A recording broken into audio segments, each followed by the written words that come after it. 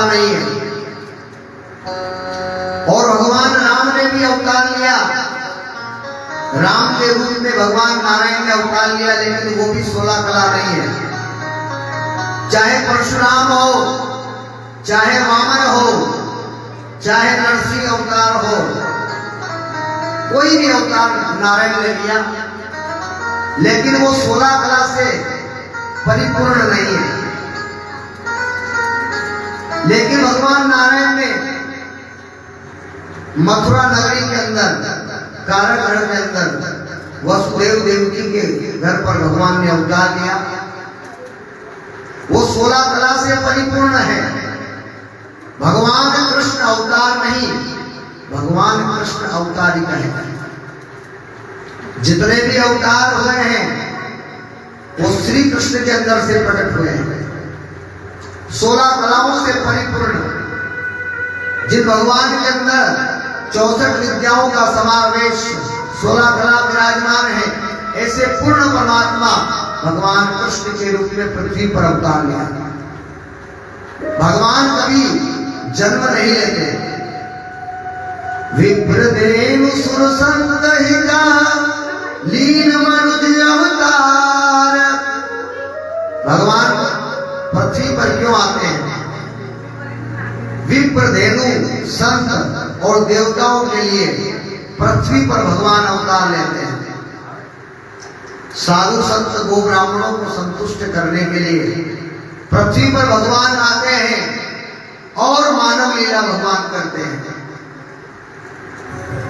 भगवान किसी के गर्भ में नहीं आते। भगवान ना किसी के गर्भ में आते हैं, ना किसी माता को कष्ट देते हैं। उन्हें गर्भ का कष्ट नहीं होता। भगवान तो अवतारिक है, भगवान अवतार लेते हैं। गीता में भी यही बताया है, यदा यदा हि धर्मस्य ग्लानिर्भवति भारतः अभ्युत्थानम् अधर्मस्य तदात्मानं सृजाम्यहम् परित्राणाय साधूनां विनाशाय च दुष्कृतां धर्म संस्थापनार्थाय संभवामि युगे युगे। अनेक युगों में, युग युगांतर में भगवान पृथ्वी पर अवतार लेते हैं। क्यों लेते हैं?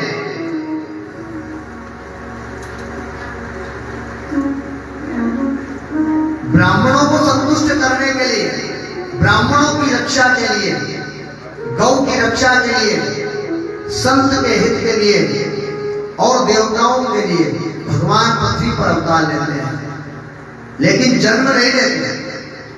भगवान गर्भ की पीड़ा नहीं देते, ना किसी नारी को गर्भ की पीड़ा देते हैं, ना किसी के गर्भ में आते हैं। भगवान जब भी आते हैं अवतार लेते हैं, लेकिन लीला मानव की करते हैं। भगवान नारायण पूर्ण ब्रह्म परमात्मा है। भगवान नारायण निराकार ब्रह्म का ही रूप है, जिनकी उत्पत्ति सतोगुण से हुई है। लेकिन फिर भी भगवान पृथ्वी पर आते हैं तो मानव की लीला करते हैं। मानव रूप लिया है तो मानव लीला करना पड़ेगा। आज कारागृह में भगवान ने जन्म लिया। भगवान ने अनेक रूप लिया। कभी वो नरसिंह रूप धारण करके आए, कभी वो वामन रूप धारण करके आए, कभी वो मत्स्य रूप धारण करके आए, कभी वो कच्छ रूप धारण करके आए, कभी वराह रूप में आ गए। और वराह रूप क्या है महाराज? तुम जिस जानवर से सबसे ज्यादा नफरत करते हो, सुअर यदि तुम्हारे घर में आएगा तो तुम उसे भगा दोगे। लेकिन भगवान नारायण ने यह बताया है कि संसार में जितने भी जीव हैं, प्रत्येक जीव मैंने बनाए हैं और प्रत्येक जीवों के अंदर मैं विद्यमान हूं। हरि व्यापक सर्वत्र समाना, हरि व्यापक सर्वत्र समाना, प्रेम के प्रगट होत में जाना।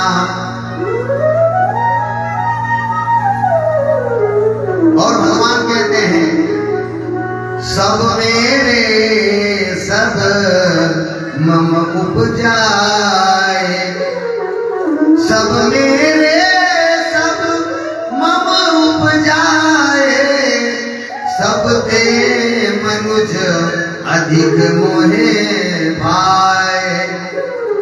भगवान सभी जगह व्याप्त है, भगवान सभी जगह विद्यमान है, लेकिन भगवान कैसे प्रकट होते हैं?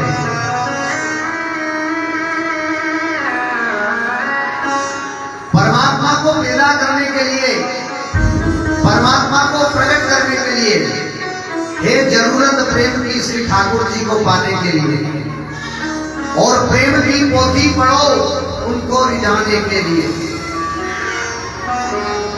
एक ही वस्तु ऐसी है जिसमें भगवान बन जाता है। भगवान ज्ञान में नहीं बनता है, उसको आप ज्ञान से नहीं बांध सकते। भगवान को बांधना है तो भगवान को प्रेम करो। प्रेम ही ऐसी वस्तु है जिसके वशीभूत परमात्मा हो जाता है। प्रेम ही ऐसी वस्तु है जिसके द्वारा आप भगवान को बांध सकते हो। प्रबल प्रेम के पाले पड़कर प्रभु को नियम बदलते देखा, अपना मान टले टल जाए पर भक्त का मान न टलते देखा। प्रेम के वशीभूत भगवान भक्त के आगे नाचने को भी तैयार है। भगवान कहते हैं तीन चायो भक्तों ने मोह नाना रे भांति, तीन चायो रे भक्तों ने मुझको नाना रे भांति। अरे द्रौपदी बिचारी बोली आओ गिरधारी, द्रौपदी बिचारी बोली आओ गिरधारी, मोहे आस है तुम्हारी अब राखो मोरी लाज।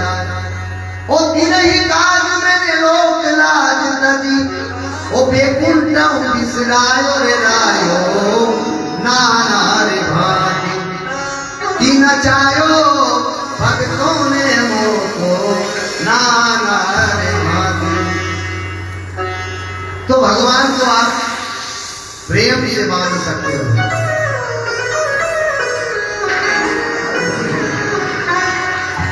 प्रेम जितना जितना अनिवार्य है भगवान को पाने के लिए, उतना ज्ञान अनिवार्य नहीं है। गोपियां ज्ञानी नहीं थी, ग्वाल बाल ज्ञानी नहीं थे, धन्ना जाट ज्ञानी नहीं थे, मीराबाई ज्ञानी नहीं थी, राधा महारानी ज्ञानी नहीं थी, लेकिन उन सबको भगवान मिले। कभी भगवान पंडित को नहीं मिला, कभी भगवान ज्ञानी को नहीं मिला, क्योंकि ज्ञानी को ज्ञान का अहंकार रहता है, पंडित को पंडिताई का अहंकार रहता है, और वो कभी भगवान से प्रेम नहीं कर पाता। प्रेम अनिवार्य है, भगवान प्रेम के कारण ही आता है। भगत के वश में है भगवान, भगत के वश में है भगवान। इसके वश में है भगवान, भक्त के वश में। भक्ति प्रियो माधवा, और भक्ति में भी कौन सी भक्ति? प्रेमा भक्ति। परमात्मा को प्रेम करो, परमात्मा को वंदन करो, परमात्मा के नाम का चंदन अपने मस्तक पर लगाओ और ठाकुर जी को प्रेम करो। जो ठाकुर जी को प्रेम करता है, जो भगवान को प्रेम करता है, भगवान उसे ही मिलते हैं, ज्ञानी को भगवान नहीं मिलता। तो ज्ञानी बनने की चेष्टा मत करना, ज्ञानी बनने की इच्छा मत करना। बेटा ये मत बजाओ, तू तेरा स्वरमंडल बजा। ज्ञानी बनने की चेष्टा कभी जीवन में मत करना। जिसने ज्ञानी बनने की इच्छा की है उसको भगवान कभी नहीं मिल पाए। एक गांव में एक महात्मा आए, ज्ञानी पंडित, और पंडित ने गंगा नदी को पार करने के लिए जाना था पंडित को।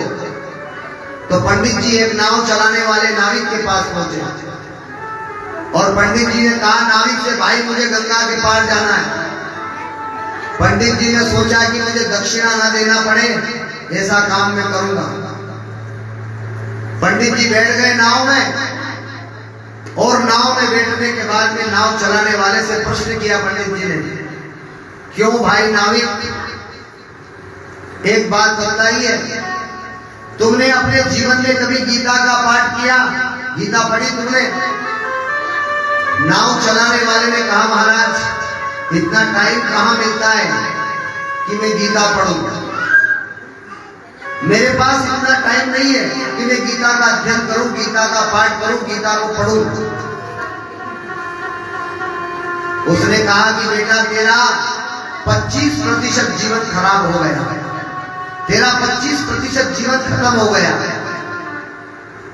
थोड़ी और आगे चले, फिर प्रश्न पूछा, क्यों रे भाई तूने गीता नहीं पढ़ी? क्या तूने रामायण पढ़ी? उसने कहा कि महाराज ना तो मैंने गीता पढ़ी है और ना मैंने रामायण पढ़ी। ना तो तुमने गीता पढ़ी ना रामायण पढ़ी, तो तेरा 50% जीवन खराब हो गया, तेरा आधा जीवन खराब हो गया, तेरा आधा जीवन खत्म हो गया। थोड़ा और आगे चले, थोड़ा और आगे जाने के बाद में फिर पंडित ने पूछा, क्यों रे भाई नाविक, नाव चलाने वाले, तूने श्रीमद् भागवत महापुराण पढ़ी? नाव चलाने वाले ने कहा महाराज कहां टाइम मिलता है, एक पल भी समय नहीं मिलता मुझे, मैं दिन रात काम करता हूं, तब कहीं जाकर अपने परिवार का पालन कर पाता हूं। मुझे टाइम नहीं है गीता पढ़ने का, मुझे टाइम नहीं है रामायण पढ़ने का, टाइम नहीं है भागवत पढ़ने का। मैंने अपने जीवन में कोई भी किताब को नहीं पढ़ा है, कोई भी शास्त्र नहीं पढ़ा। पंडित ने कहा कि बेटा तेरा तो आधे से भी ज्यादा जीवन खत्म हो गया, तेरा 75% जीवन खत्म हो गया। आगे गई नाव, गंगा नदी के बीच में नाव पहुंच गई और थोड़ी देर में तूफान आ गया, पानी बरसने लगा, हवा चलने लगी, बादल गरजने लगे, बिजलियां होने लगी और पानी जोर से गिरने लगा। अब नाविक ने पूछा, नाव चलाने वाले ने, कि पंडित जी मैंने ना रामायण पढ़ी, मैंने ना गीता पढ़ी है, ना मैंने कोई शास्त्र पढ़ा है, ना मैंने भागवत पढ़ी है, तो मेरा 75% जीवन खराब हो गया है, मेरा 75% जीवन बर्बाद हो गया, खत्म हो गया है। लेकिन तुम इतना बताओ कि तुम्हें तैरना याद है कि नहीं, तुम तैरना सीखे कि नहीं सीखे? पंडित जी ने कहा बेटा मैंने सब शास्त्र सीखा, सभी पुराण सीखा, लेकिन मैंने कभी नदी में पानी में तैरना नहीं सीखा। तो नाविक ने कहा महाराज मेरा तो आधे से ज्यादा जीवन खराब हुआ है, 75% जीवन खत्म हो गया है, लेकिन अब तुम्हें तैरना नहीं याद है, तुम्हारा तो 100% जीवन ही, पूरा जीवन ही खत्म होने वाला है। तो पंडित व्यक्ति को अहंकार होता है, अपने मंत्रों का, अपने ज्ञान का, अपने विद्वान होने का उसे अहंकार होता है, और जिसे अहंकार होता है उसे भगवान कभी नहीं मिलता। गुरुजी मैं इतनी पूजा करती हूँ, गुरुजी मैं इतनी बार मंदिर आती हूँ, मैं शिव जी को जल चढ़ाती हूँ, मैं भगवान भोलेनाथ की अभिषेक करती हूँ, मैं भगवान कृष्ण को भोजन कराती हूँ, भोग लगाती हूँ। किसी भी चीज का आपने अपने मुख से बोल दिया वो पुण्य समाप्त हो गया। धर्म करो लेकिन उस धर्म का किसी से प्रचार मत करो। भगवान की पूजा करो, प्रचार मत करो। दान करो, प्रचार मत करो। पुण्य करो, सदाचार करो, कोई भी काम करो, लेकिन उसका प्रचार नहीं होना चाहिए। लेकिन आदमी धर्म तो कम करता है, उसका प्रचार बहुत ज्यादा कर देता है। बताओ मत, पाप करो उसे बताओ, और धर्म और पुण्य करो उसे छुपा लो, उसे किसी के सामने नहीं गाना है। लेकिन मैं तो बहुत भजन करती हूँ महाराज, मैं तो बहुत मंदिर में जाती हूँ, मैं तो रोज पूजा करती हूँ। तो भगवान के ऊपर एहसान थोड़ी कर दिया तुमने, पूजा करके तुम्हारे फायदे के लिए भगवान की पूजा कर रहे हो। तुम्हारे फायदे के लिए शिव जी की पूजा कर रहे हो, तुम्हारे फायदे के लिए तुम शिवालय में अभिषेक कर रहे हो। इससे भगवान को कोई फायदा नहीं है, पंडित को कोई फायदा नहीं है, मंदिर को कोई फायदा नहीं है। तुम्हें लालच लगा हुआ है, तुम्हारे मन में कामना है, तुम्हारे मन में वासना है। मैं भगवान को बिलपत्र चढ़ाऊंगी तो मेरा काम हो जाएगा, मुझे पैसा मिलेगा, मेरी लड़की को अच्छा वर मिलेगा, मेरे लड़के को अच्छी बहू मिल जाएगी, मेरा व्यापार अच्छा चलेगा, मेरा धंधा अच्छा चलेगा। इस लोभ के कारण तुम भगवान की पूजा करते हो। और लोभ के कारण जो पूजा की जाती है वो पूजा भगवान कभी नहीं लेता है। भगवान कहता है कि मुझे सबसे ज्यादा प्रिय मेरा भक्त है। और भक्त भी कौन? निष्काम भक्त, जिसे कोई कामना नहीं है, जिसके मन में कोई इच्छा नहीं है, जिसके मन में कोई चाह नहीं है, वही मेरा परम भक्त है। भगवान को कहते हैं निर्मल मन जन सो मोहि पावा, निर्मल मन जन सो मोहि पावा, निर्मल जन सो मोहि पावा, मोहि कपट छल छिद्र न भावा, मोहि कपट छल छिद्र न भावा, मोहि कपट छल छिद्र न भावा, मोहि कपट छल छिद्र न भावा। भगवान कहते हैं मुझे निर्मल मन है जिसका, जो कपट रहित है, जिसके मन में छल नहीं है, जिसके मन में दंभ नहीं है, जिसके कपट दंभ नहीं माया, और जिनके हृदय वसम रघुराया। जिसके मन में कपट नहीं है, जिसके मन में दंभ नहीं है, पाखंड नहीं है, भगवान उसे ही प्राप्त होता है। अब तुम भगवान की पूजा करते हो, तुम भगवान के मंदिर जाते हो, लेकिन तुम्हारे मन में कपट भरा हुआ है, दंभ भरा हुआ है। मेरा फायदा होना चाहिए, मेरा भला होना चाहिए, मुझे कुछ मिलना चाहिए, तब भगवान की पूजा करो। लेकिन तुम्हारे मन की इच्छा जब तक समाप्त नहीं होगी तब तक तुम्हें कोई भी वस्तु की प्राप्ति तो हो जाएगी, लेकिन भगवान प्रसन्न नहीं होंगे।